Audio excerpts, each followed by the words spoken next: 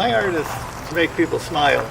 This is one of Stephen's main philosophies. And when Stephen is not busy making large outdoor sculptures or intricate wall sculptures, he likes to make mobiles. What exactly is a mobile? Well, here's one definition. A friend once was talking about my art, and she was searching for words. She's finally blurted out, those long dangly things. And at first I was thinking, why did she call it that? And then I thought, well, at least she didn't call it stuff. So while long dangly things describes the mechanics of it, you can think of them as dynamic sculptures that will move and change in the rain, wind, and snow. And when you add the playful and bright colors Stephen is known for, you get these whimsical mobiles that are guaranteed to put a smile on your face. And in this video, we will show you how Stephen makes a mobile, from balancing pieces to powder coating to finished art piece. Stephen has a pile of pieces of aluminum in a shape that he calls sweeps. And these will be the basis of the mobile. Starting with the smaller pieces as the base of the mobile and building up to the bigger ones.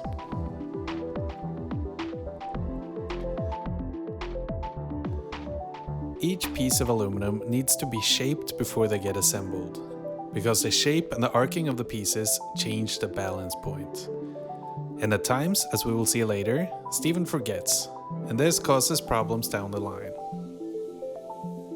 Each piece needs to be shaped in three-dimensional shapes, and then they need to be attached and balanced to each other. Kind of like the next step on something like this. Put a slip ring on there. And then we grab a piece of chain. I think we got some here. Now you can just tighten up the link on the chain. I've got another little piece already made for the smallest piece of the mobile. Now we find the balance point. You just kind of pinch it. It's just rough guidelines for where it's balanced. And if I have a marker, put a little mark on this, and then where to drill it. Double check what I've done. Yeah, that works. Like any craft, skill is required, and oftentimes things are more complicated than they seem. I had a customer from Wisconsin here not too long ago, a couple weeks ago, and she wanted to make a mobile. And she had no idea how much time it would take or how involved the process is, but start to finish, it was an all-day project. Yeah. Just to make the mobile and then powder coat it. But it was a really good experience because we collaborated on it. She got it looking a lot like her logo, and she understood why small mobile, like maybe the one back there, is $400 or $500, because it takes a lot of time to make each one unique. Yeah. Now, if we were stamping them out like cookie cutters in a factory, that'd be a totally different product, and it's a totally different audience than somebody who wants original art. Now, some might think this is kind of an unnecessary step, but what a grommet does is it's like a shoelace eyelet. It gives a smooth brass surface, and I'm putting a solid brass slip ring on here, not a plated one. And now when it moves in the wind, it's very low friction, and it's not abrading away the aluminum. Like what would happen, they would rip out in a couple of years down the road. And you think making a mobile is hard, remaking is even harder, because you have to grind off the paint down to the bare metal to get a really nice finish. Oftentimes, if they're damaged like this, it's better just to make a new part. We're just basically going to be repeating the same process as we start at the bottom and work our way up. There are a lot of detailed adjustments Stephen has to do. And although they may seem insignificant, they make a big difference for the end product. Now this step just ensures that the grommet seats down properly, tight against the aluminum. You'd think the powder coat would cover a multitude of sins, but it really doesn't. It kind of highlights them. Kind of learned that the hard way. And then you've spent lots of money on something that'll never look perfect. Perfection is something Stephen realized a long time ago is an unattainable goal.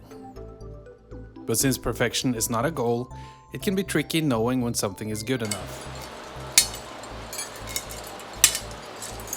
Knowing when you're finished is probably the hardest part with any creative process. The only way I'll ever create anything perfect is to name it perfect. Then I can have it finished and it's perfect. But it's like walking to the horizon. Every step seems to bring you closer, but then again, we look up, it's farther away. Or the same distance. Quality is that way. Quality standards the bar raises all the time. On this particular one, I got a little ahead of myself because I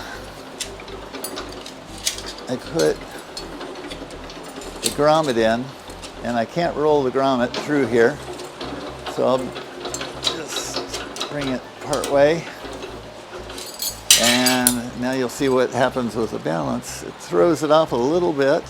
It's hanging down here a little more, or less than it was before. I don't know. But I think I'll turn that back a bit too. So it's kind of an S swish. Okay.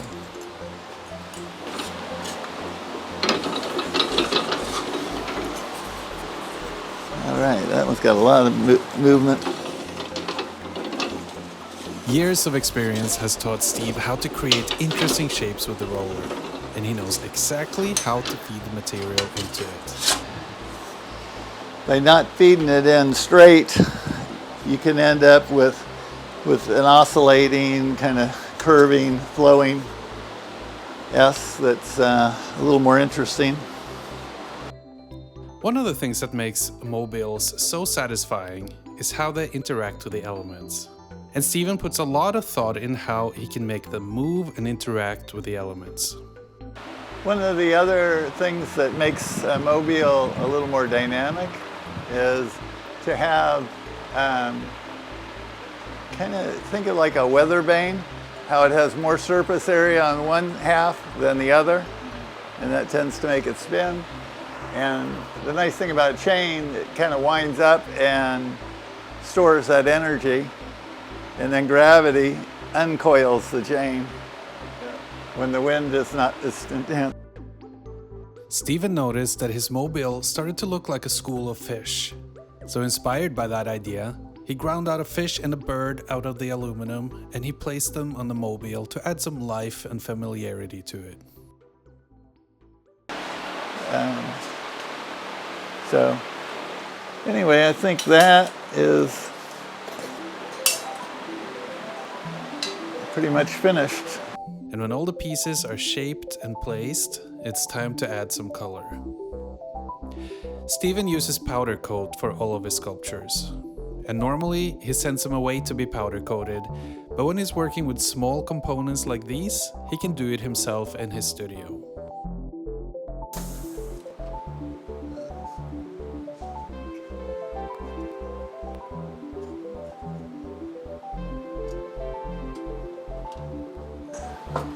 Been in there for a while. It looks like it's pretty well coated.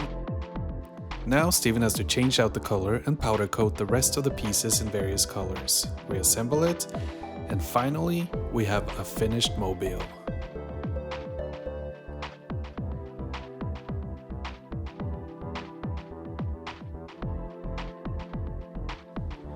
And here is the result. A happy and dynamic sculpture that moves and dangles with the elements. You can see this mobile, as well as hundreds of other Kishel sculptures at the Palmetto Oak Sculpture Garden in Bluffton, South Carolina, just 10 minutes from Hilton Head Island. So be sure to come visit us if you're in the area.